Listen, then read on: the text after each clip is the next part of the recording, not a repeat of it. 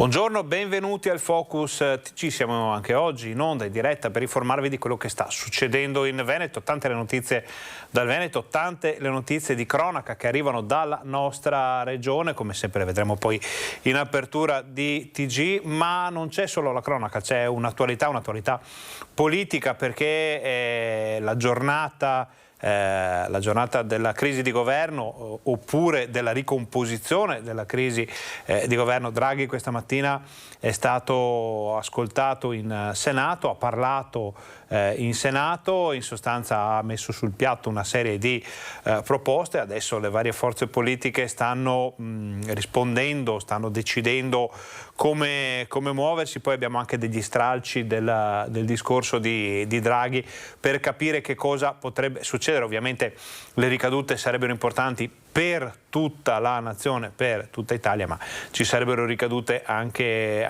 in Veneto e c'è da capire che cosa può succedere se si va avanti con questo governo, se si va avanti con una squadra nuova, se cade il governo, in questo caso cosa può succedere. Quindi una situazione davvero molto fluida. L'attualità è anche quella della siccità, del grave momento di un'estate torrida che non vuol saperne di lasciare cadere 2 gocce di pioggia, che non vuol saperne di interrompere la morsa del caldo dell'afa su tutto il Veneto.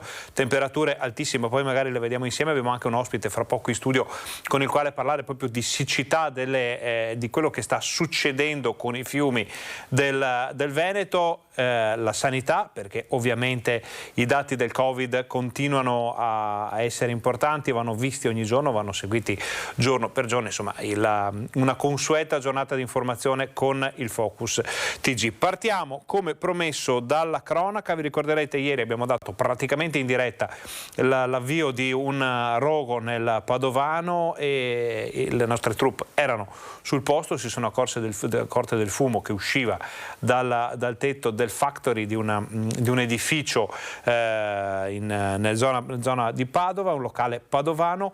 Vediamo che cosa è successo poi.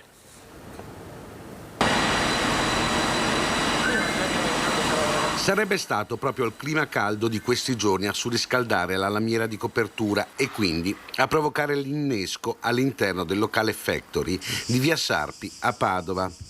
Il circolo privato, tra i più noti della città, è chiuso da giugno, limitati quindi i danni del rogo che è divampato verso le 12:30 di martedì ed è stato domato solo dopo 4 ore di lavoro da parte dei 14 vigili del fuoco provenienti da Padova ed Abano. A dare l'allarme è stato il gestore della pompa di benzina che si trova proprio alle spalle del locale. Attimi concitati che fortunatamente hanno portato solo a qualche danno materiale ancora da quantificare. Come fa notare il luogotenente dei Carabinieri Giovanni Soldano, i danni sono limitati, ma senza l'intervento tempestivo dei pompieri il fuoco avrebbe potuto coinvolgere sia i residenti della palazzina limitrofa che l'impianto di distribuzione. Di dimensioni molto più vaste l'incendio che sta tenendo con il fiato sospeso l'intero nord-est sul Carso. Lo ricordiamo, è da ieri che c'è un vasto incendio che ha causato anche la chiusura dell'autostrada. In attesa delle ultime novità vediamo cosa era successo.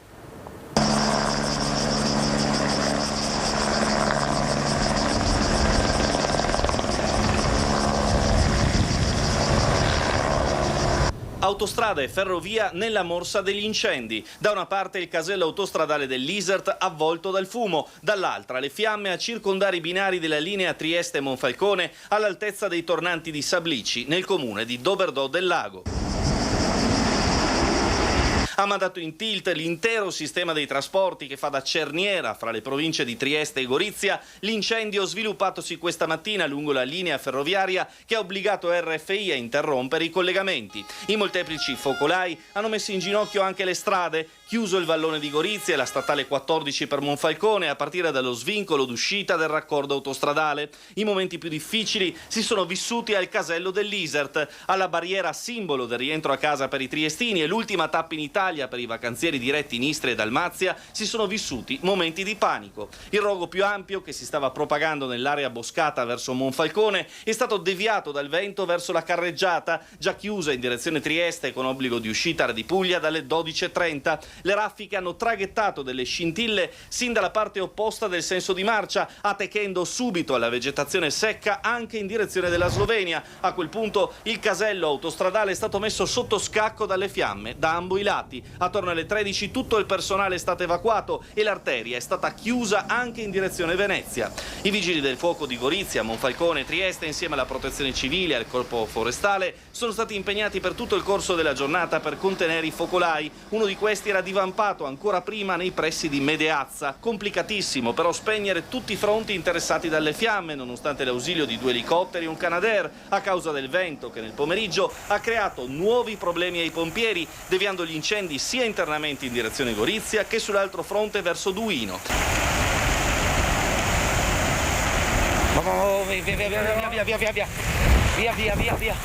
Via. Gli interventi di spegnimento hanno seguito delle logiche di priorità. Oltre a salvaguardare i centri abitati, gli esperti hanno anche dovuto mettere in sicurezza l'elettrodotto, il metarodotto e i cavi dell'alta tensione. Su questo argomento l'ANSA ci fa sapere che è ancora interrotta la circolazione ferroviaria tra Trieste e Monfalcone, non riprenderà almeno fino alle 16 di questo pomeriggio, quindi alle 4 di oggi. Lo rende noto Trenitalia precisando che è attivo un servizio sostitutivo con 6 bus da Monfalcone a Bivio Aurisina e viceversa. Trenitalia segnala inoltre forti rallentamenti del traffico stradale che causano ulteriori disagi e ritardi, quindi una situazione ancora in divenire. L'incendio non ci risulta sia stato del tutto domato. Ripercussioni sulla viabilità, sulla mobilità, ovviamente se ci saranno novità ve le daremo in diretta qui al Focus TG. Adesso restiamo nella pagina della cronaca, ma passiamo ad altro tipo di cronaca, perché conosciamo il pugno di ferro del nuovo questore di Vicenza, pugno che si abbatte anche sui locali in cui le cose non vanno come dovrebbero andare. Violenza, maleducazione, inciviltà, fotografia della peggio gioventù. Ragazzi che vanno in discoteca dove bisognerebbe solo divertirsi e che invece trasformano in fine settimana in occasioni per aggredire altri giovani. Così il questore di Vicenza ha chiuso la discoteca Villa Bonin in via del Commercio a Vicenza. In base all'articolo 100 del testo unico delle leggi di pubblica sicurezza, con lo scopo di interrompere una situazione gravemente compromissoria per l'ordine pubblico e la sicurezza dei cittadini, a prescindere dal ruolo o da eventuali responsabilità dei gestori il cui comportamento non viene sanzionato, il questore ha disposto la sospensione della licenza e la contestuale immediata chiusura del locale per 8 giorni. Un provvedimento che nasce dopo 2 diversi interventi della polizia nel fine settimana nella stessa discoteca per pestaggi subiti da 2 avventori ventenni che hanno dovuto ricorrere al pronto soccorso, uno per essere stato colpito con calci e pugni, l'altro per una ferita all'arcata sopraccigliare sinistra. Un paio di settimane fa all'interno dello stesso locale un altro episodio di violenza era culminato con un'aggressione nei confronti di un agente delle volanti che, con altre pattuglie, era arrivato sul posto. Nei mesi scorsi poi erano intervenuti in diverse occasioni la polizia, i carabinieri e il suo M118. Adesso il questore ha deciso di usare il pugno di ferro. I gestori del locale hanno affidato la loro replica a un comunicato. Ecco una sintesi. Prendiamo atto di questo provvedimento, ma non possiamo che esprimere il nostro rammarico per la decisione presa. Abbiamo sempre operato ponendo al primo posto la sicurezza dei nostri clienti e nei pochi casi successi, a fronte del numero degli ingressi annui, siamo sempre intervenuti con serietà, professionalità e massima attenzione. Mai come in questo periodo i giovani hanno bisogno di luoghi dove potersi divertire in modo sano e controllato e il nostro compito è intervenire e bloccare i rari soggetti sbagliati. Adesso andiamo nel veneziano, dove sono stati tratti in arresto i responsabili di alcune rapine messe a segno nel territorio. Ci lavoravano da un po'. Ora gli agenti della squadra mobile di Venezia hanno trovato i responsabili dei colpi nei supermercati della terraferma avvenuti di recente, sempre in orario serale. Si tratta di 4 italiani residenti nel territorio. Per 2 di loro, al termine delle indagini, sono scattati gli arresti domiciliari con obbligo di dimora, poiché fortemente indiziati di rapina aggravata. Entravano nelle attività commerciali con fare minaccioso, pistola alla mano e volto coperto e puntavano direttamente alla cassaforte. Un modus operandi ripetuto almeno 3 volte, secondo quanto ricostruito dalla polizia veneziana. Gli agenti della squadra mobile hanno eseguito la misura cautelare questa mattina su disposizione della procura lagunare. Secondo quanto ricostruito dagli investigatori, i malviventi entravano nel supermercato, intimavano i clienti intenti a fare la spesa e il personale di cassa a mantenere la calma e si dirigevano verso l'ufficio del direttore del punto vendita, puntandogli una scacciacani al volto. Lo minacciavano fino a quando non consegnava il denaro contenuto all'interno dell'armadio di sicurezza e fuggivano. I 4 non facevano nulla a caso, effettuavano più sopralluoghi nel supermercato nei giorni precedenti al colpo. L'obiettivo era quello di verificare orari e giorni di presenza del direttore, che poi gli avrebbe consegnato il contante presente in quel momento all'interno della cassaforte sotto minaccia. Adesso noi facciamo una brevissima pausa pubblicitaria. Voi state con noi perché torniamo fra pochissimo, avremo un ospite in studio con cui parleremo della situazione della siccità, dei fiumi, di tutto quello poi che si collega con l'agricoltura, con la vita quotidiana di tantissime persone e con quello che probabilmente dovremo sopportare per qualche tempo ancora. Quindi state con noi.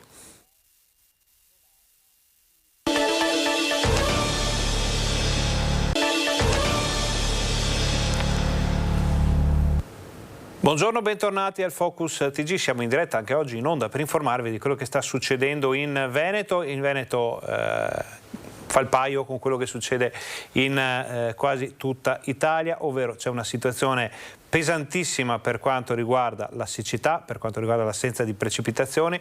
C'è una situazione molto complicata naturalmente per quanto riguarda le temperature. Ne parliamo con il nostro ospite che è Enzo Sonza, presidente del Consorzio di Bonifica Brenta. Buongiorno Presidente, grazie per essere qui. Buongiorno a tutti. Allora, prima di andare a parlare con il Presidente, vi vogliamo far vedere proprio al volo con la regia di Fabio Verin gli estremi meteo dell'ARPAV di ieri: 36 gradi a Galzignano, temperatura minima 16 gradi, addirittura 20 gradi di escursione fra il giorno e la notte nello stesso posto, che sono abbastanza, e precipitazione cumulata massima, precipitazione assente, vuol dire che ieri non ha fatto una goccia di pioggia in nessuna zona del Veneto. Questo ci porta chiaramente a vedere una situazione drammatica, tanto che l'ARPAV ha già dichiarato lo stato di allarme per il disagio fisico. Vediamo. La Protezione Civile del Veneto ha dichiarato lo stato di allarme climatico per disagio fisico per i giorni dal 20 al 22 luglio. L'allerta riguarda le zone costiere, pianeggianti, continentale, pedemontana e montana del Veneto. Secondo le previsioni di ARPAV, a Padova si arriverà a sfiorare nei prossimi giorni 40 gradi. Il 19 luglio è stata in assoluto la giornata più calda dell'anno, con 36 gradi registrati nel veneziano e nel trevigiano e la media del padovano di 35 gradi. L'apice del caldo è atteso per il fine settimana. Le giornate saranno ancora all'insegna della stabilità, l'anticiclone nordafricano farà sentire i suoi effetti anche nei prossimi giorni sulla regione, le temperature sono previste in ulteriore aumento con apice del caldo previsto proprio durante il fine settimana e fino a lunedì 25. ARPAV monitora anche i livelli di ozono dell'aria. La qualità dell'aria è prevista in peggioramento, attualmente non abbiamo ancora raggiunto valori, livelli di qualità dell'aria scadente, però con queste condizioni meteo probabilmente dovrebbero peggiorare. Nonostante le temperature record di questi giorni, l'estate del 2003 rimane in assoluto quella più calda, mentre ad oggi ci manteniamo sui livelli registrati nel 2019. Per le piogge bisognerà attendere ancora qualche giorno. Le piogge sono previste, delle locali piogge con rovesci temporali, soprattutto sui rilievi nelle ore pomeridiane. Nei prossimi giorni, sia domani, giovedì pomeriggio, che soprattutto sabato pomeriggio. Per la pianura dovremo attendere probabilmente la prossima settimana, la seconda parte della prossima settimana. Allora, i meteorologi annunciano qualche goccia, precipitazioni che purtroppo, lo sappiamo, potrebbero essere anche violente, durare molto poco ed essere molto violente su varie zone del territorio, però Presidente, anche dovesse piovere un po' non cambia molto. No, la situazione è pesante, le piogge di qualche millimetro non cambia sicuramente la situazione. Abbiamo delle forti criticità per quanto riguarda le falde, i pozzi che non hanno le potate sufficienti per irrigare a pieno e prossimamente andremo anche a finire l'acqua che abbiamo di scorta nel bacino del Collo, per cui la prossima settimana fino a fine mese abbiamo ancora disponibilità d'acqua, ma poi dovremo scegliere di fare altri percorsi. Che percorsi si potrebbero intraprendere, Presidente, a questo punto? A questo punto, finito l'acqua di competenza del Collo, voglio ricordare che abbiamo cominciato a svasare l'acqua del Collo già il 21 del mese scorso, per riuscire a mantenere turnate le rogge. Non è che siamo andati mai al 100% dell'irrigazione, perché se avessimo fatto quella scelta noi l'acqua l'avremmo già finita già da un pezzo. Invece abbiamo scelto di mantenere le turnazioni, di fare delle sospensioni, e questo ci ha permesso di arrivare fino a fine mese. Poi tutto quello che viene in più è tutto donato, perché sinceramente non ne vediamo la via d'uscita. Allora, vediamo la situazione, visto che stiamo parlando di fiumi e irrigazione, vediamo la situazione di grande difficoltà nel Vicentino. Vediamo un servizio alla nostra redazione. Siccità che mette in ginocchio l'agricoltura, e i sindaci di Brendola e Sarego prorogano l'ordinanza già emessa che impone il divieto di irrigazione con attingimento dal fiumicello Brendola fino a prossima revoca. Tavolo tecnico con il consorzio di bonifica Alta Pianura Veneta, con la polizia provinciale, le associazioni di categoria del settore agricolo, dal quale emerge che la crisi idrica resta drammatica. È emerso che il livello del fiumicello Brendola è preoccupante, nel senso che dopo 5 giorni di divieto di irrigazione il livello non è aumentato, anzi è quasi diminuito. Quindi abbiamo predisposto un'altra ordinanza e vieteremo fino a nuovo ordine l'irrigazione dal fiumicello Brendola. Questo perché il flusso minimo vitale non è garantito in questi giorni a seguito appunto delle continue siccità. Non solo, questi 5 giorni di stop obbligato non hanno portato al risultato sperato. La falda stessa, dalle analisi fatte oggi, è calata di un altro mezzo metro, e quindi le risorgive e i pozzi che alimentano il fiumicello Brendola non stanno più alimentando in maniera considerevole il livello d'acqua. Il problema che si pone ora riguarda anche una questione di ordine igienico-sanitario e di salute pubblica, vista la quantità di pesce in sofferenza che popola il fiumicello e che potrebbe portare ad una moria di pesci da dover gestire. Presidente, ricordiamo per chi si fosse messo all'ascolto solo ora, abbiamo ospite in studio il Presidente Enzo Sonza del Consorzio di Bonifica Brenta, quindi pare che anche imporre dei blocchi all'irrigazione, qui abbiamo visto è un servizio che riguardava un'area del Vicentino fuori dalla vostra portata e competenza, però la situazione è talmente drammatica che anche imporre un blocco di questo tipo potrebbe non portare ai risultati sperati. No, non serve niente, anzi è andato in controtendenza il decreto che ha emesso ieri la Regione Veneto, che ha ridotto il DMV, perché è inutile lasciare acqua per esempio sul Brenta quando vediamo che subito a valle sparisce e si infiltra. È meglio utilizzarla sui canali per salvare i pesci che ci sono nei canali, ma anche per fare un servizio di irrigazione che salva economicamente anche l'attività non solo degli agricoltori ma anche delle altre persone che hanno interessi.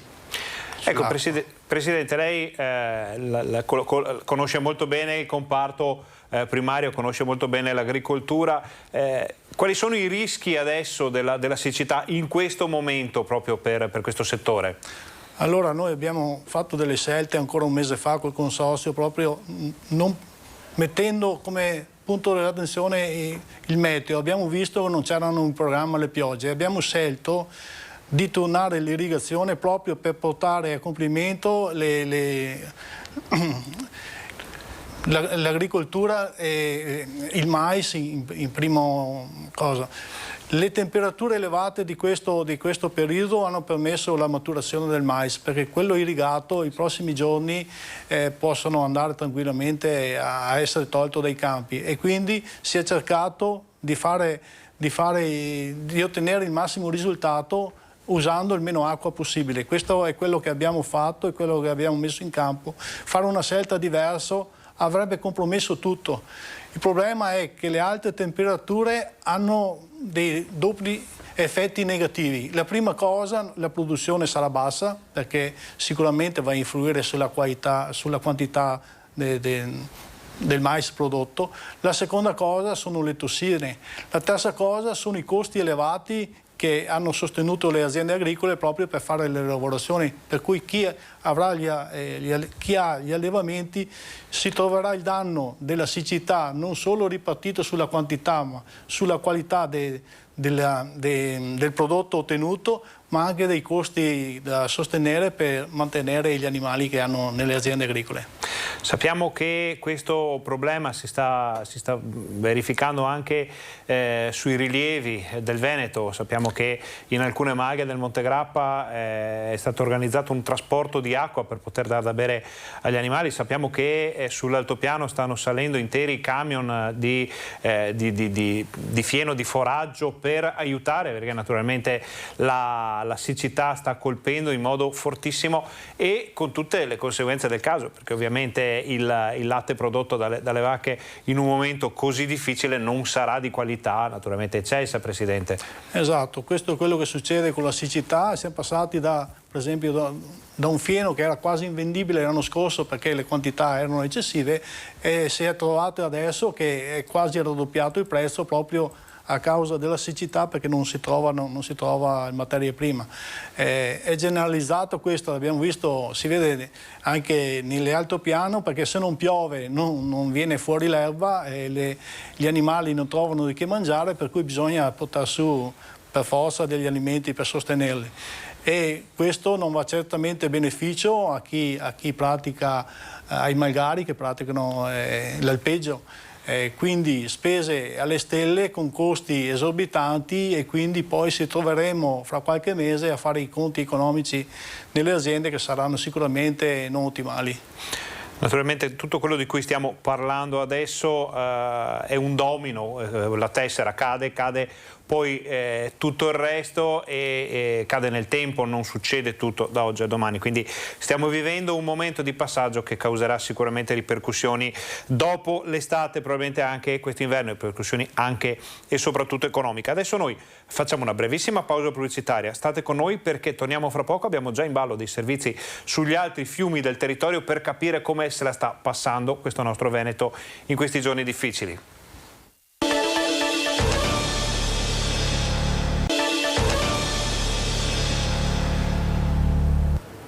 Buongiorno, bentornati al Focus TG, siamo in diretta anche oggi in onda per informarvi di quello che sta succedendo in Veneto. In Veneto, lo abbiamo già visto, c'è un'ondata di calore eccezionale, c'è un'ondata siccitosa che sta mettendo in grave difficoltà tanti settori, compresa l'agricoltura.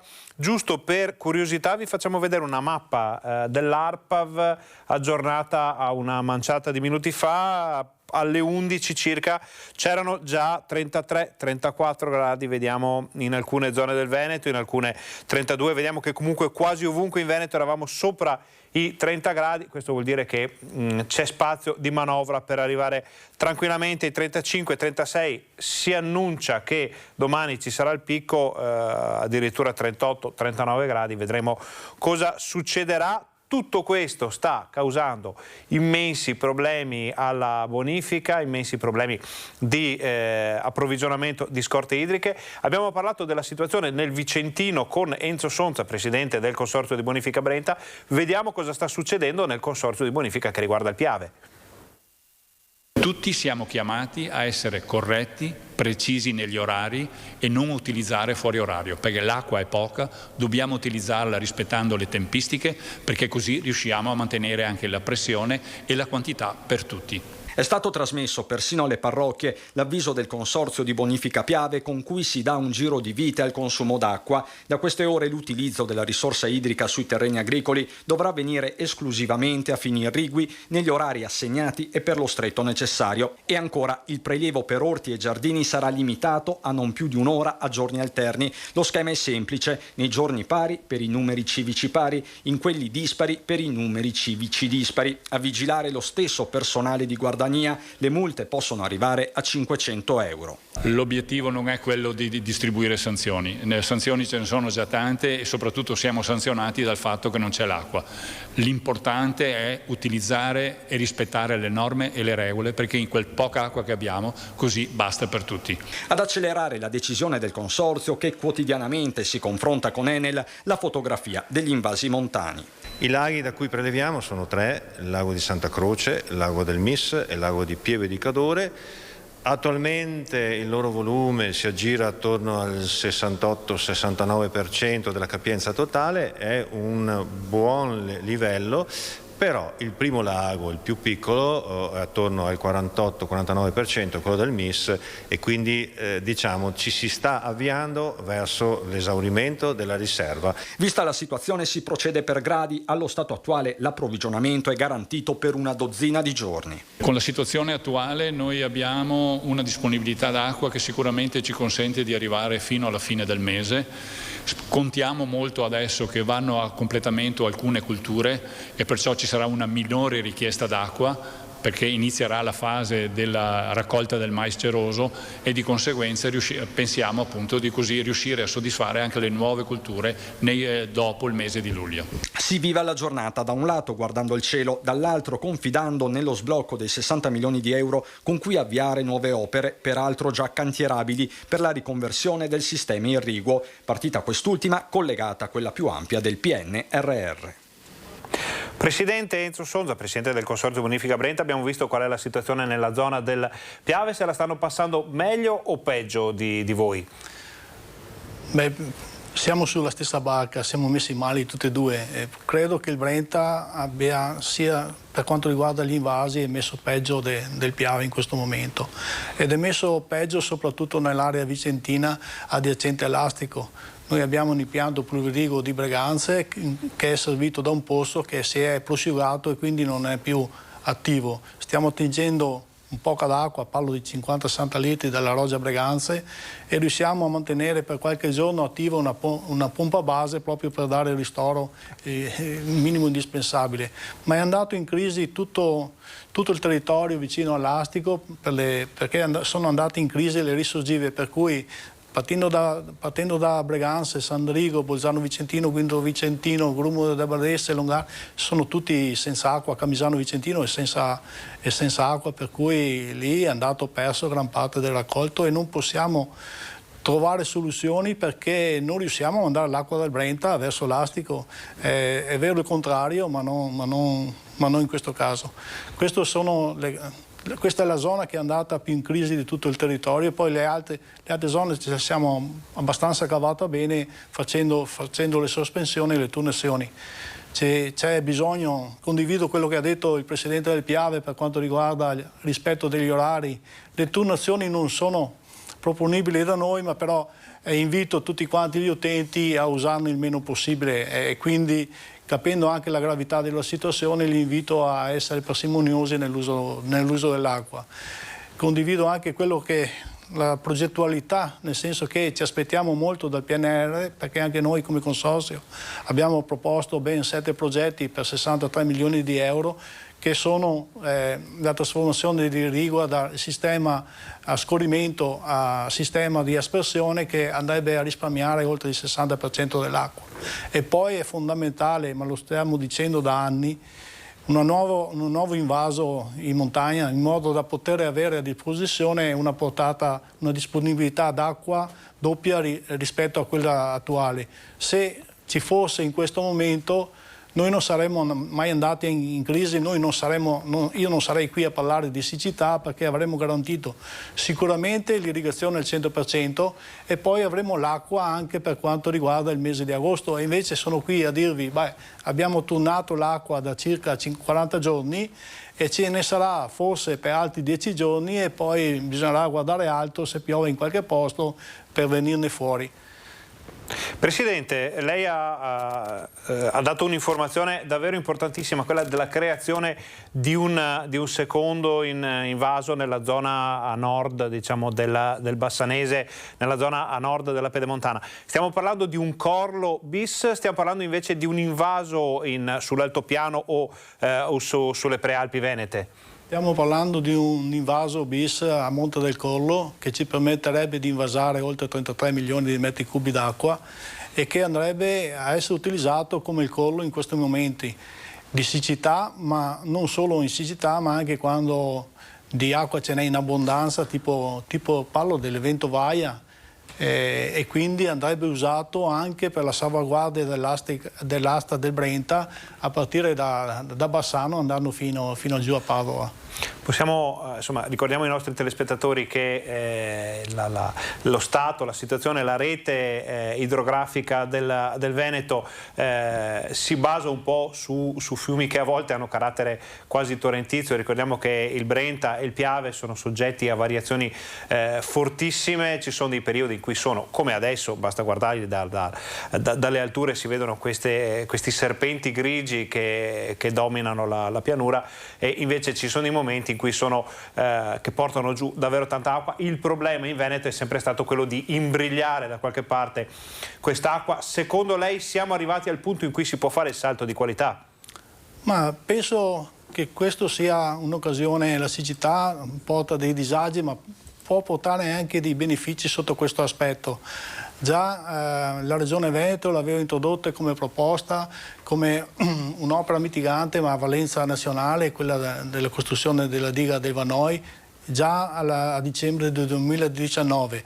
Sembra che la scorsa settimana sia il consigliere Pan che il presidente Ciambetti abbiano proposto alla Giunta una mozione, hanno messo agli atti una mozione proprio di sostegno per la creazione di questo bacino. D'altra parte il Consorzio Brenta ha partecipato a un bando ministeriale per finanziamento della progettazione che dovrebbe arrivare a breve termine, e quindi noi siamo fiduciosi di percorrere questo percorso e speriamo di arrivare, se non io qualcun altro che mi seguirà come presidente, di arrivare a vedere realizzata questa opera importante per il territorio.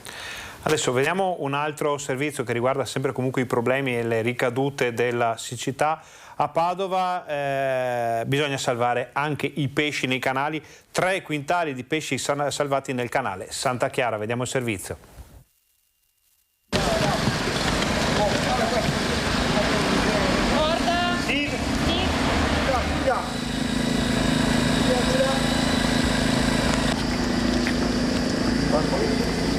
Cosa avete trovato questa mattina? Che tipi di pesce?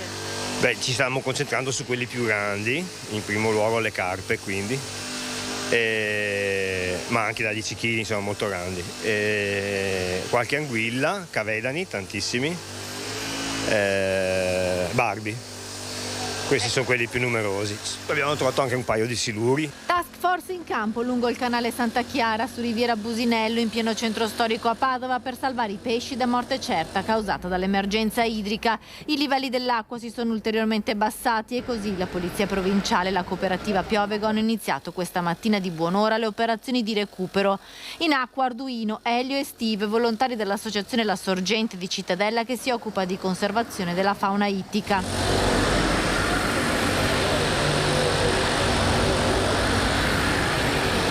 Il pezzo che hanno viene usato da una squadra di 3 persone, si chiama elettrostorditore, un operatore tiene il dispositivo che con il generatore genera la corrente, l'altro con un retino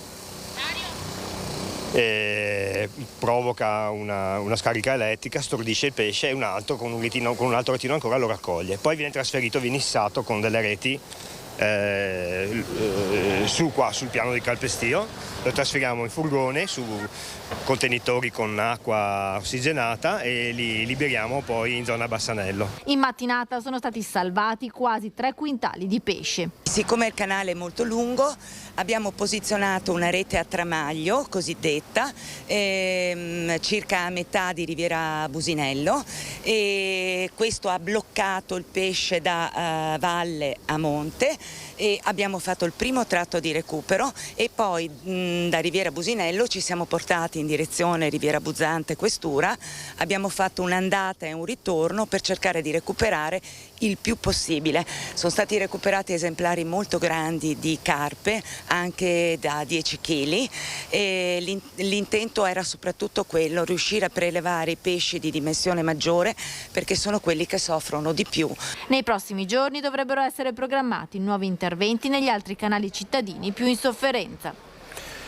Abbiamo visto con questo servizio quante sfaccettature abbia questo enorme problema, questa situazione drammatica che stiamo vivendo tutti quanti, dall'agricoltura ai pesci nei centri storici, nei canali dei centri storici. Allora noi liberiamo Enzo Sonza, presidente del Consorzio Bonifica Brenta, con un piccolo riassunto. Abbiamo detto c'è acqua fino a fine mese, ci sono situazioni complicatissime come un pozzo che si è seccato a Breganze, ci sono le falde in estrema difficoltà. Ma non è tutto qui, perché c'è anche un discorso economico da fare, soprattutto per quanto riguarda l'energia elettrica, Presidente. Sì, oltre il danno, la beffa, diciamo noi. Con poca acqua naturalmente si produce poca energia elettrica, il Consorzio ha diverse centrali idroelettriche che non vengono remunerate perché col decreto energia sono state tolte le tariffe e quindi noi praticamente vendiamo l'energia elettrica a 0,5, 0,6 e la andiamo ad acquistare a 0,30 sul mercato com'è adesso in questo momento. Per cui lo sbilancio anche economico dell'ente, oltre alla siccità e tutto quello che succede, ci troviamo anche un sbilancio economico non indifferente e si parla di diverse centinaia di migliaia di euro.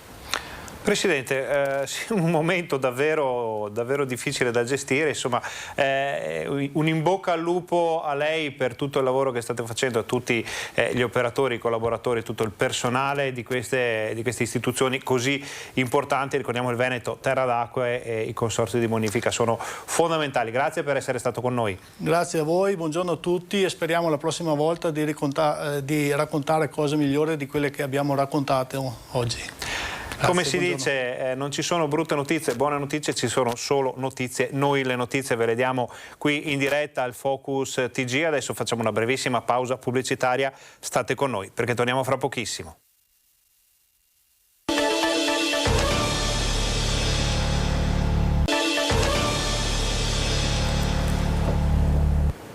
Buongiorno, bentornati al nostro Focus TG, vi stiamo informando di quello che succede in Veneto, siamo nella pagina corposa e oseremo dire drammatica delle ripercussioni del caldo, della siccità di questo periodo torrido in tutta la regione. Abbiamo visto che cosa è successo a Padova, salvati quintali di pesce, abbiamo sentito con il presidente del Consorzio Bonifica Brenta, Enzo Sonza, la situazione difficilissima della bonifica con scorte d'acqua fino a fine mese, idem per la zona del Piave, poi bisognerà vedere che cosa succede. Questa situazione sta creando problemi immensi anche a un settore di cui non si parla molto spesso, ma che invece è importante sia per l'indotto economico sia per quella che è proprio l'ambiente, ovvero quello delle api, dell'apicoltura. Ce ne parla Valentina Visentin in diretta in questo momento da Padova. Buongiorno Valentina.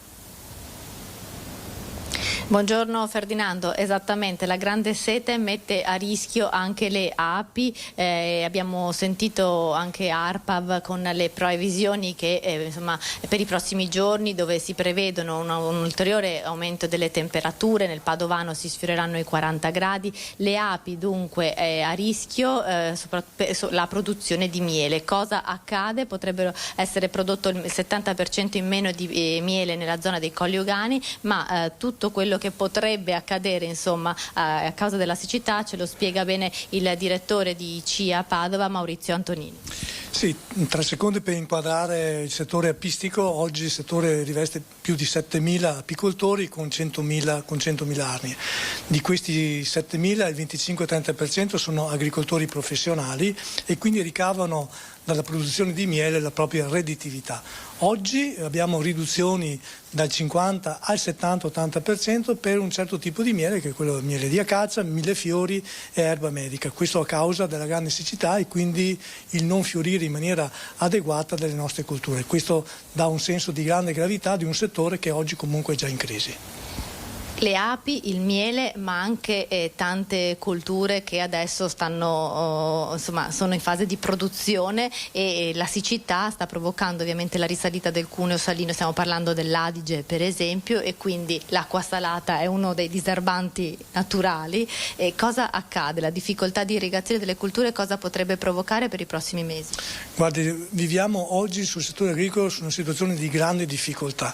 2 colture importanti a seminativo, qual è il mais e quella è la soia per quanto riguarda il Veneto, con una produzione circa di 200.000 ettari, sta subendo grandi perdite anche del 50% di produzione. Per oggi registriamo perdite per la siccità anche per quanto riguarda colture importanti come quella viticola e il florovivaismo, ma anche le colture orticole e anche le colture di mele e di pere. Quindi una situazione di grande difficoltà del settore agricolo e di tutto il comparto agricolo per la loro produzione, che oggi è in grosso pericolo per quanto riguarda la redditività dei nostri agricoltori. Ecco Ferdinando, se non hai altre domande dallo studio io ti restituisco la linea. Valentina, ho una domanda ma proprio al volo, più che altro un'informazione che comunque la CIA immagino avrà già, ovvero abbiamo parlato con il presidente del Consorzio Bonifica Brenta e abbiamo avuto un'intervista raccolta dai colleghi di Treviso con il presidente del Consorzio Bonifica Piave. Le riserve di acqua arrivano a fine mese, poi non si sa che cosa succederà, quindi quali sono i rischi per l'agricoltura di zone in cui magari è un po' più difficile portare l'acqua come quelle di Padova o della Bassa Padovana? Ecco, secondo i consorzi di Bonifica Brenta e Piave le riserve idriche dovrebbero arrivare al massimo a fine mese e poi insomma c'è l'incognita. Per una provincia come quella di Padova, dove magari è più difficile portare l'acqua, cosa si può prevedere? Guardi, si può prevedere solo la distruzione dei nostri prodotti, quindi quando diciamo che c'è una perdita del 50% di queste produzioni è una perdita oggi reale. Purtroppo già oggi i consorzi di bonifica del Brenta e altri consorzi di bonifica, il Bacchiglione nell'area di Padova, stanno già facendo la turnuzione, stanno già cilindrando la quantità d'acqua per dargli agli agricoltori. Quindi già oggi gli agricoltori stanno subendo grossi perdite per la mancanza d'acqua e per la mancanza appunto della sostanza. Oggi viviamo su una grande difficoltà e quindi la questione è come dobbiamo risolvere il problema della siccità. Noi oggi il problema della siccità lo va risolto con i finanziamenti su grandi opere come la diga del Vanoi, che è la parte della diga che si dovrebbe fare nell'area dell'Alto Veneto, per dare la possibilità di immagazzinare l'acqua e dare la possibilità in momenti di secca come oggi, in momenti di siccità, dare acqua agli nostri agricoltori.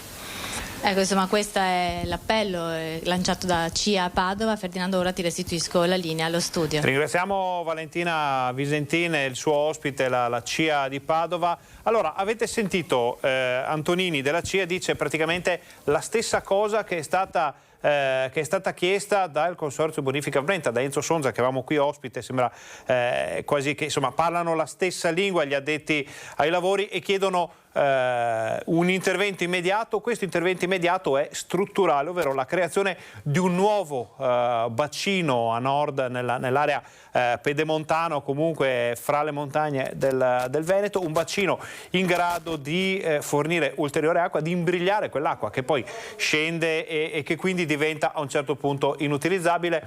Abbiamo avuto la conferma qui in diretta al nostro Focus DG che ci sono dei meccanismi che sono indispensabili per uscire da queste situazioni, non sempre l'intervento in emergenza, ma anche un intervento strutturale.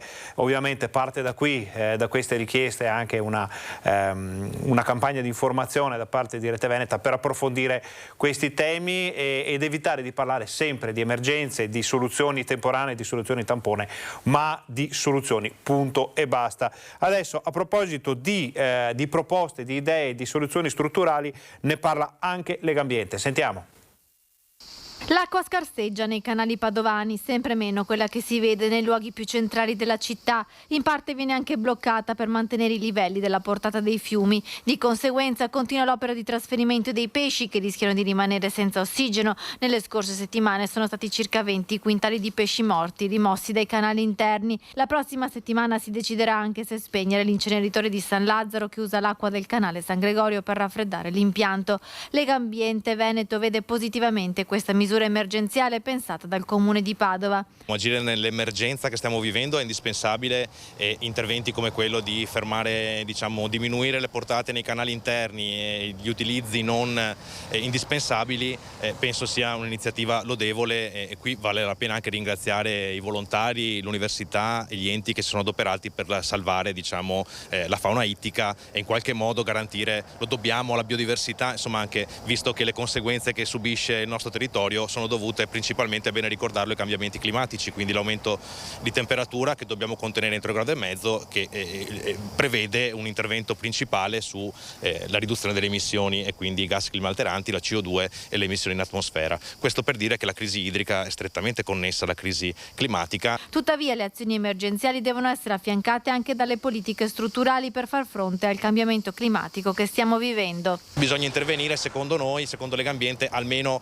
in tutti i settori che prevedono un largo consumo, quello idropotabile migliorando la rete. Oggi le nostre reti idriche hanno enormi dispersioni e su questo serve un investimento forte del governo e poi amministratori locali capaci di migliorare le reti, il recupero delle acque, la depurazione delle acque che è fondamentale e poi gli interventi in agricoltura e nell'industria. Serve in entrambi i settori cambiare i modelli di approvvigionamento, efficientare le procedure di utilizzo dell'acqua e di rilascio dell'acqua sia nelle fasi di processo sia nelle fasi di utilizzo e serve in qualche modo ridurre quelli che sono i consumi e pensare alla risorsa idrica oggi come una risorsa finita che non possiamo permetterci di non avere, perché questo mette a repentaglio non solo la gestione degli impianti ma tutta l'economia e il benessere dei cittadini.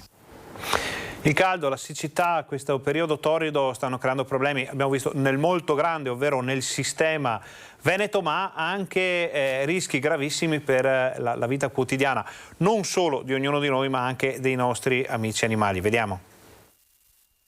2 cagnolini di piccola taglia chiusi in auto sotto il sole. A salvarli ieri mattina gli agenti della polizia locale di Castelfranco Veneto, che verso le 11 sono stati allertati per la presenza in via della Cooperazione di un SUV nero parcheggiato al sole e dal quale provenivano dei latrati. All'interno i vigili hanno scorto 2 cagnolini neri ansimanti per l'alta temperatura raggiunta all'interno dell'abitacolo, dove a quanto appurato poi si trovavano rinchiusi da almeno 2 ore. All'esterno il termometro segnava già 37 gradi. Gli agenti stavano per mandare in frantumi un finestrino quando sul posto sono sopraggiunti prima i vigili del fuoco e quindi il proprietario. I cagnolini sono stati liberati e rifocillati e per il proprietario, un bellunese, è scattata la denuncia per abbandono e maltrattamento di animali, malgrado il suo tentativo di giustificarsi affermando di aver lasciato il finestrino un po' aperto.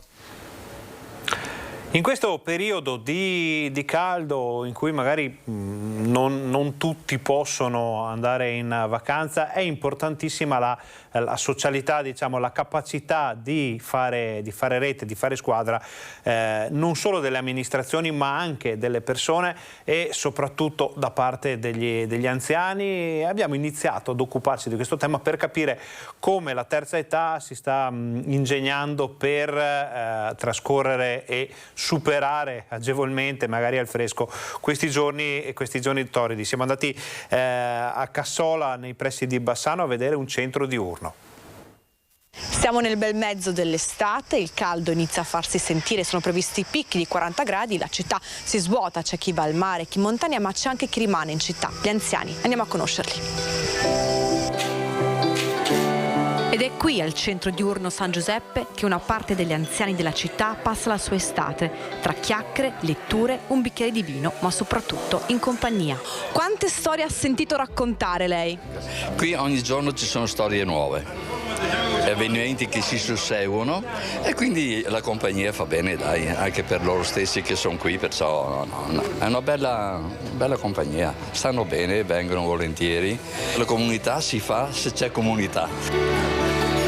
Qui invece si sta brindando, si sta brindando qui. Io la mattina mi prendo un aperitivo e sto tranquillo e questo è un bel ambiente, ci sono delle persone che prima con l'epidemia non si vedevano e si sta un po' raggruppando tutto questo sistema. C'è anche chi legge il giornale, buongiorno. Come sta andando qui al centro diurno? Che cosa fa? Ma se passa le ore in compagnia, si prende un caffè, una chiacchierata, un scambio di idee e tutto lo sport e il giornale. E qui al centro i volontari misurano anche la pressione. Andiamo a vedere. È la prima volta che io vengo al centro anziani perché cerco di collaborare con loro e di fare delle attività per accogliere le persone che vengono qui al centro anziani. Io mi occupo del macramè che mi è stato insegnato da mia sorella e cerco di trasmettere questa cosa, insomma, ecco. Poi ci sarà quella che si occupa di uncinetto, taglio, cucito. Cerchiamo di collaborare tutte insieme e coinvolgere le persone del territorio. Lei adesso mi sta misurando la pressione, so che fate anche l'elettrocardiogramma durante l'anno. Una volta all'anno gli Amici del Cuore mettono a disposizione una giornata con un medico cardiologo e penso venga anche un collaboratore per fare una visita cardiologica, anche se superficiale, e un elettrocardiogramma. Cin cin!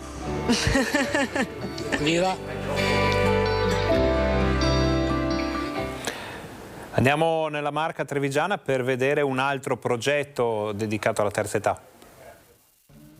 Già una ventina di iscritti e una buona affluenza per la prima settimana di apertura del nuovo centro per l'accoglienza degli anziani durante questa calda estate.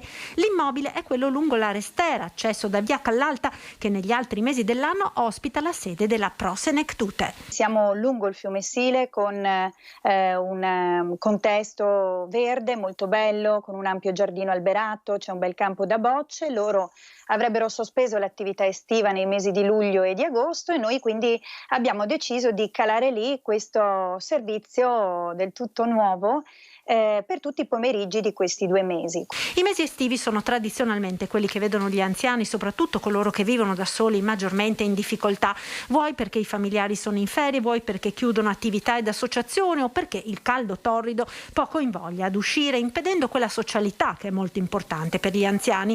Il centro ha anche ampi spazi interni climatizzati da utilizzare nei giorni più caldi. L'abbiamo scelto perché ha anche una sua geografia interna molto comoda, c'è un bel salotto comodo dove in questa settimana in cui abbiamo attivato il servizio abbiamo giocato a tombola, abbiamo letto giornali, abbiamo chiacchierato, c'è un'altra sala molto ampia dove invece si sono ritrovati dei gruppi a giocare a carte, c'è una palestrina per chi vuole fare ginnastica dove si può fare anche ginnastica dolce, raggiunto ovviamente un numero di aderenti. Fuori nella pista da bocce c'è la possibilità di giocare a bocce con un istruttore della WISP. Per chi non ha possibilità di raggiungere il centro in autonomia è previsto un servizio di trasporto gratuito. Grazie alla collaborazione proprio con Hauser, chi non può raggiungere questo centro a piedi viene accolto da Hauser, ci sono degli autisti che vanno direttamente con dei pulmini attrezzati a prenderli a casa, li portano al centro e poi li riaccompagnano al termine delle attività. Questi erano 2 esempi di come amministrazioni, anziani si organizzano per questo periodo particolarmente difficile con la situazione climatica che conosciamo. Naturalmente, se volete raccontarci la vostra esperienza, il nostro numero di WhatsApp, le nostre redazioni saranno liete di raccogliere quello che le persone, quello che la terza età, gli anziani hanno voglia di raccontarci in questo periodo. Prima di lasciarvi per la pubblicità arriva un lancio di agenzia di cronaca, perché è stato ritrovato il corpo di un uomo la notte scorsa sul piazzale della stazione di pullman di Vicenza. Il cadavere, secondo le prime informazioni, era in una posizione innaturale e presenterebbe alcune ferite, sulle quali ora dovrà fare chiarezza l'autopsia. Non si esclude tra le ipotesi anche quella di una morte violenta. Sul posto sono intervenuti gli agenti della questura che stanno lavorando per dare un'identità alla vittima. Queste sono le primissime informazioni che arrivano da Vicenza. Ovviamente la nostra redazione si sta occupando anche di questo caso, di questo evento, di questa notizia. Vi terremo aggiornati nel corso della nostra informazione. Adesso noi però facciamo una brevissima pausa pubblicitaria. State con noi, torniamo fra pochissimo.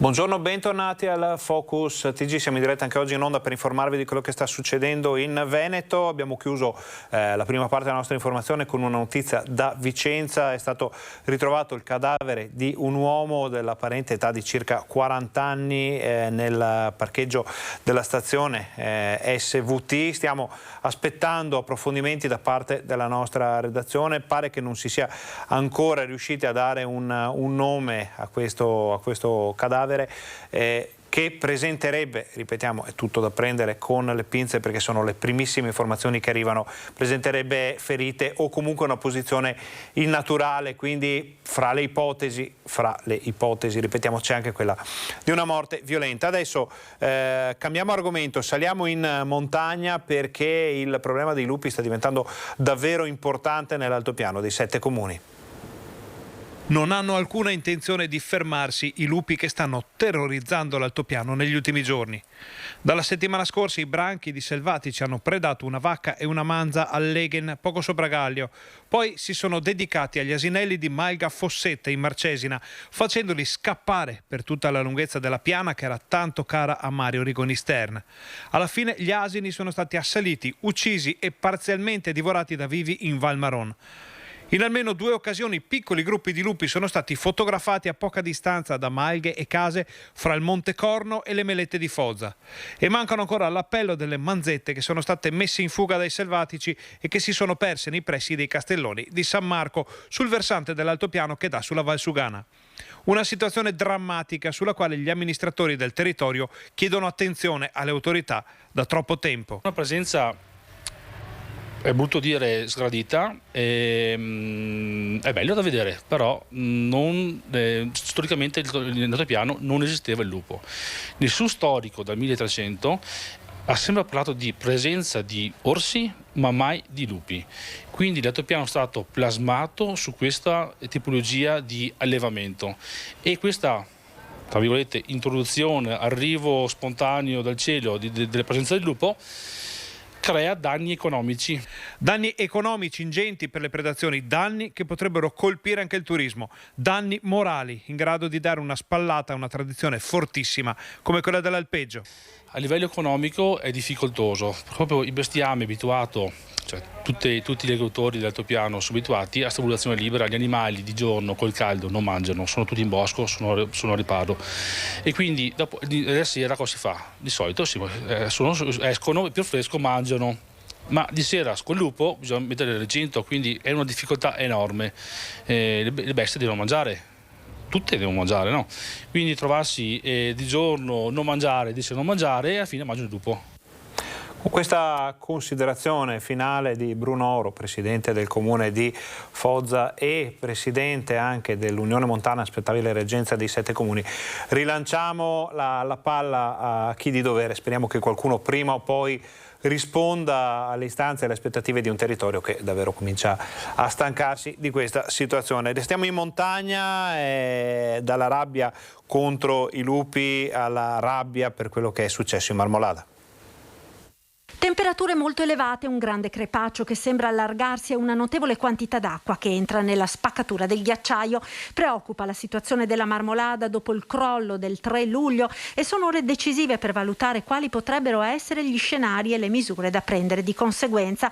Gli esperti della provincia di Trento sono al lavoro, ma sul versante bellunese della montagna monta la rabbia. Il sindaco di Roccapietore non nasconde la preoccupazione alla notizia che sta circolando della possibile chiusura della Marmolada per tutta l'estate. Sarebbe anche bello che la parte trentina si interfacciasse con la parte veneta per cercare qualche scelta condivisa.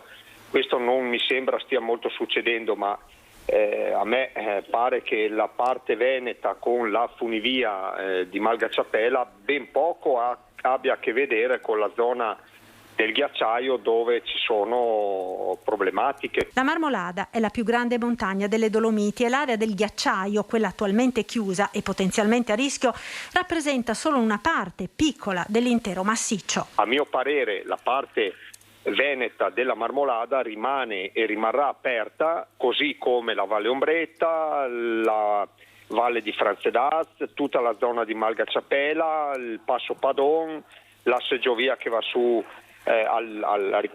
appunto al Passo Padon, la ferrata delle trincee, tutta quella zona che non è interessata dalla questione del ghiacciaio della Marmolada. Non vedo perché debba chiudere, perché sta passando un messaggio completamente sbagliato.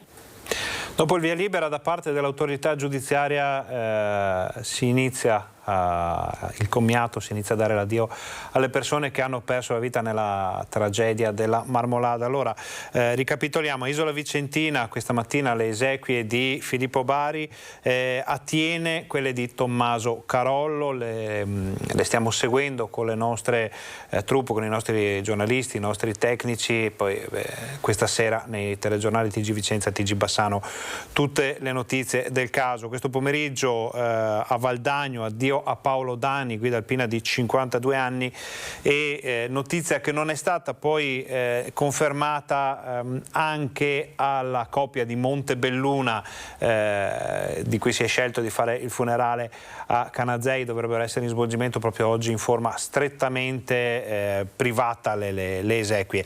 Però facciamo il punto della situazione con le nostre redazioni. Giovedì, domani alle 10 le esequie nel Duomo di Cittadella di Davide ed Erika. Il Duomo di Cittadella si prepara a celebrare l'ultimo saluto a Davide Miotti ed Erika Campagnaro, marito e moglie morti insieme nella tragedia della Marmolada lo scorso 3 luglio. Giovedì alle 10 verranno celebrati i funerali della coppia. La data è stata fissata dopo il nulla osta della Procura di Trento e la riconsegna delle salme ai familiari. Il sindaco di Cittadella, Luca Pierobon, ha stabilito che il giorno dei funerali sarà lutto cittadino. Domani sera i feretri di Erika e Davide arriveranno da Canazei a Cittadella, dove nella chiesetta del cimitero dalle 21 alle 22:30 verrà allestita la camera ardente. Intanto prosegue la solidarietà nei confronti della famiglia e dei figli di Davide e Erika. In una settimana, attraverso la rete del dono, sono stati già raccolti oltre 76.000 euro. Restano ancora 51 giorni per donare. Funerali di Gianmarco Gallina e della fidanzata Emanuela Piran, dicevamo in forma privata sulle montagne che tanto amavano, però sabato ci sarà una cerimonia di addio a Montebelluna e tanto la città di Montebelluna quanto quella di Bassano hanno dichiarato che sarà il giorno di lutto cittadino. È una messa a suffragio a ricordo dei nostri ragazzi. Credo comunque che la ferita sia enorme e abbiamo tutti il dovere di rispettare il dolore di questa famiglia e di stringerci idealmente intorno a loro, ed è per questo motivo, ripeto, che verrà proclamato il lutto cittadino sabato. Saranno passati esattamente 20 giorni dal dramma sabato mattina, quando la comunità di Montebelluna potrà ritrovarsi per ricordare Gianmarco Gallina e Emanuela Piran, la coppia travolta il 3 luglio scorso dal crollo del Serraco in Marmolada, accanto ad altri 9 escursionisti. Gianmarco, 36 anni, originario di Contea, ed Emanuela, 32enne di Bassano, si erano trasferiti da poco a Villa d'Asolo, un progetto di vita insieme il loro interrotto nella più brutale tragedia in montagna degli ultimi decenni. I funerali, conferma il sindaco, si terranno in forma strettamente privata. I familiari hanno chiesto la massima discrezione. Sabato quella in Duomo sarà una commemorazione. Io chiedo almeno un minuto di silenzio quando sarà definito l'orario preciso della messa in suffragio, che ogni montebellunese, più che dare una manifestazione esterna, possa riservarsi un minuto con il cuore per pensare a questa tragica situazione. Quindi deve essere un momento di riflessione interiore per tutti noi. Cambiamo decisamente argomento, naturalmente ricordandovi che nei nostri telegiornali questa sera parleremo più diffusamente delle cerimonie di addio alle persone che hanno perso la vita sulla Marmolada. Parliamo di sanità, parliamo del vaiolo delle scimmie ancora a casa, in questo caso nella Marca trevigiana. 4 casi accertati finora, tutti accolti al pronto soccorso di Treviso con i sintomi tipici del vaiolo delle scimmie: febbre, mal di testa, macchie rosse e piatte sulla pelle. Si tratta di un gruppo di amici che ha contratto il virus durante una cena, il ritrovo con un amico di recente ritornato da un viaggio all'estero. Giovani appunto che non hanno ricevuto la vaccinazione in età pediatrica. Il direttore Francesco Benazzi ha atteso la conferma da parte dell'Istituto Zooprofilattico, cui sono stati inviati i campioni per le analisi. Queste persone sono appunto a domicilio, in terapia, tranquille, non ci sono rischi di diffusione assolutamente, e sono seguiti ovviamente dai nostri infermieri e dalle malattie infettive. Il virus non ha un indice di mortalità né la diffusione che abbiamo imparato a conoscere con SARS-CoV-2. Si prende solo con contatto diretto tra le persone, quindi non ci sono problemi. Non abbiamo altri casi, questi continuo a ribadire, sono persone che sono state all'estero o che sono state a contatto con persone che erano all'estero, per cui massima tranquillità. Più preoccupante per il direttore invece la diffusione di zecche infette che a causa del caldo iniziano a proliferare a centinaia nei prati con erba incolta. Attirate dal caldo si nutrono del sangue del soggetto che attaccano. Una volta depositato il rostro, l'infezione si diffonde. Noi abbiamo avuto 3 casi sostanzialmente che sono arrivati in pronto soccorso, con ovviamente manifestando di aver avuto le zecche, e 2 di questi hanno anche manifestato inizialmente una febbre encefalite, che però è stata ovviamente subito trattata con antibiotico e per cui non ci sono stati problemi. Diciamo a tutti di fare molta attenzione quando vanno per i monti, di usare possibilmente vestiti chiari e non vestiti scuri che attraggono di più questi animali, e soprattutto di guardarsi sempre la sera. Sul fronte Covid invece sono oltre 1800 negli ultimi giorni tamponi positivi. 5 persone sono attualmente ricoverate in terapia intensiva. Una fase che il direttore definisce di appiattimento sulla base dei dati della curva, il plateau dal quale potrebbe conseguire una lenta discesa. Vediamo ora la situazione del Covid per quanto riguarda l'ULSS 3. Il dato che noi registriamo quotidianamente dei contagi è veramente preoccupante. Lavorare con 1000 contagi ogni giorno diventa importante e faticoso per tutti i nostri collaboratori. Anche nell'ULSS 3 i dati sui contagi da Covid non sono confortanti. Dopo 2 anni di fatiche e di lavoro magari abbiamo bisogno di un attimo di riposo, e invece oggi oltre 1000 positivi, perché poi distinguiamo tra positivi e pazienti, e su tutto il territorio 12.400 positivi, vuol dire un grosso impatto per la comunità e soprattutto per chi se ne deve occupare, i servizi, sanità pubblica in particolare, ma anche in ospedale. Anche il lavoro nell'effettuazione dei tamponi è tornato a essere importante. Al Palexpo di Marghera se ne effettuano una media di 300 al giorno. Quello che si è dimostrato un po' con questa ultima variante è che assistiamo ad alcuni casi appunto di sintomatologia un po' più elevata, dalla febbre al corredo tipico del raffreddamento, e tranne i casi che possono essere ospedalizzati, che hanno chiaramente una compromissione maggiore, e in alcuni casi una positivizzazione un po' più lunga, oltre 7 giorni. Quindi persone che al 7° giorno il tracciatore pone il tampone per l'uscita dall'isolamento, risulta ancora positivo e deve ripetere dopo un altro paio di giorni. Ecco, queste sono un po'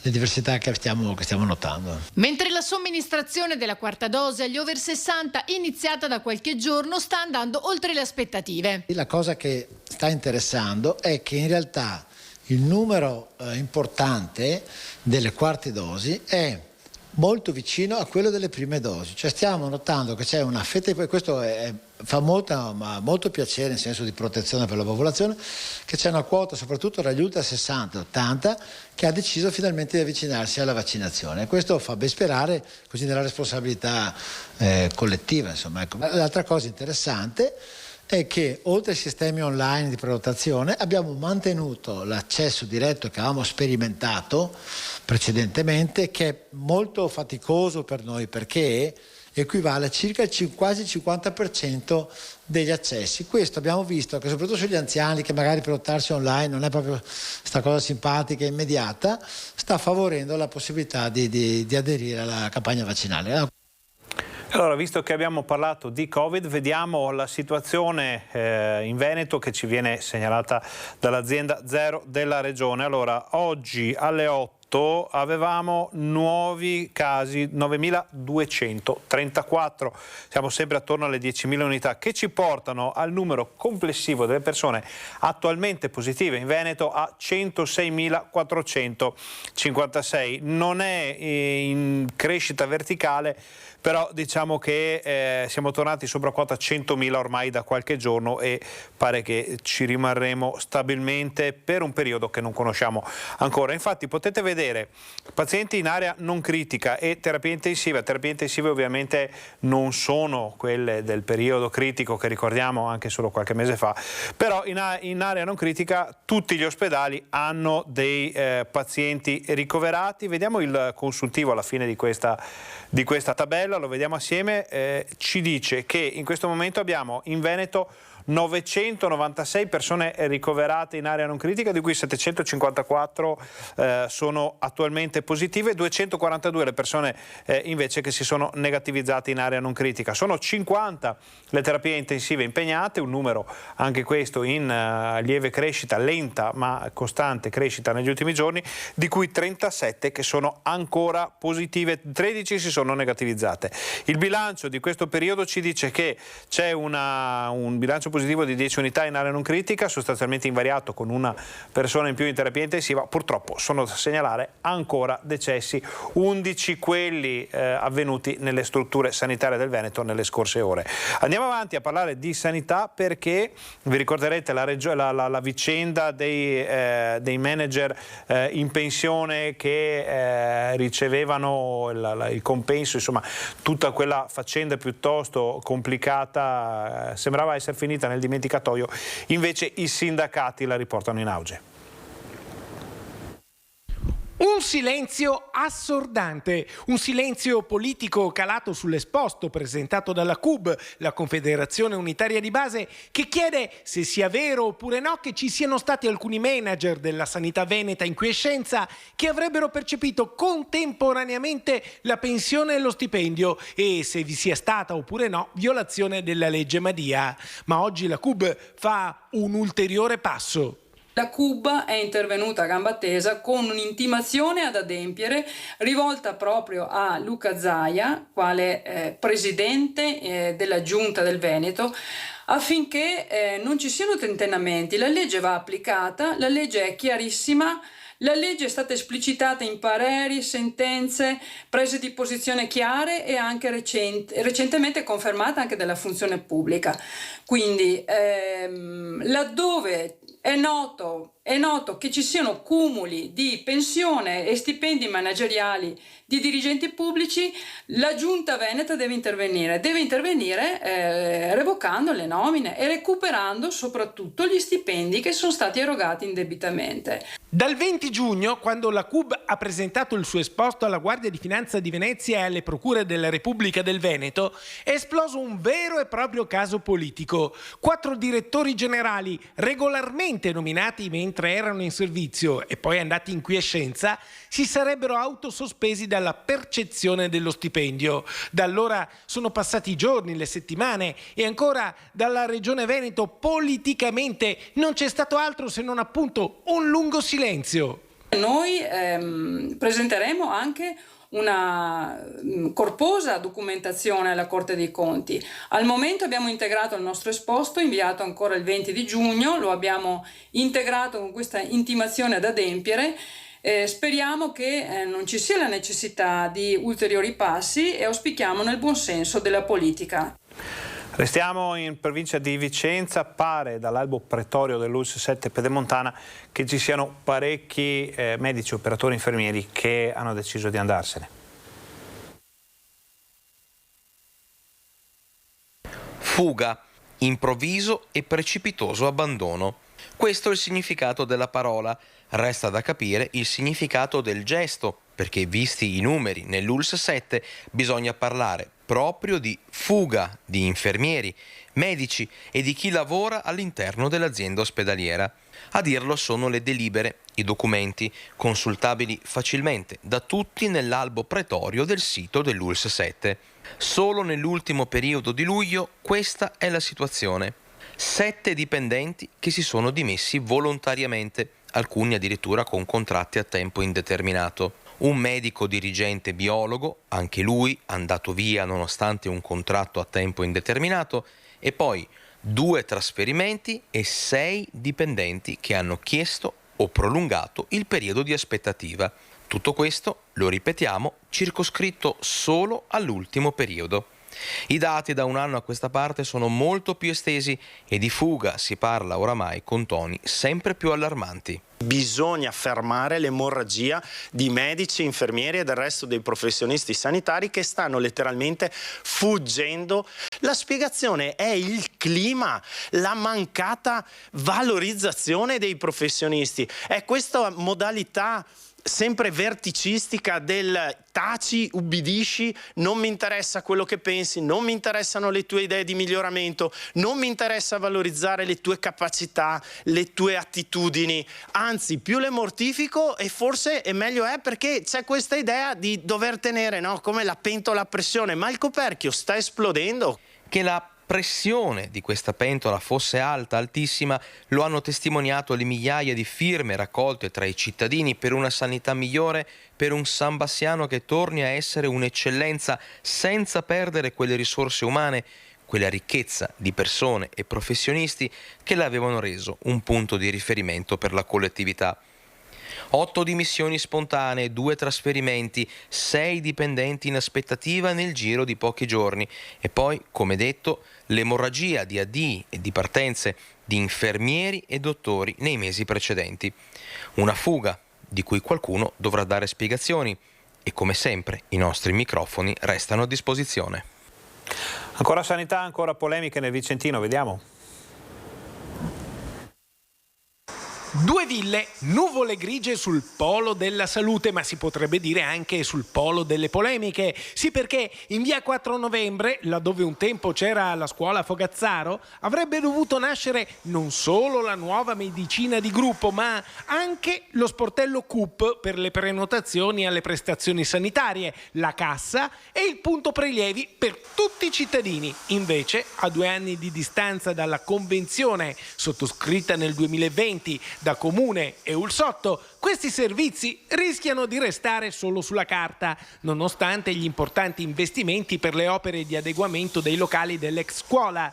Una questione che è stata sollevata a metà luglio di quest'anno da un'interrogazione dell'opposizione in Consiglio Comunale.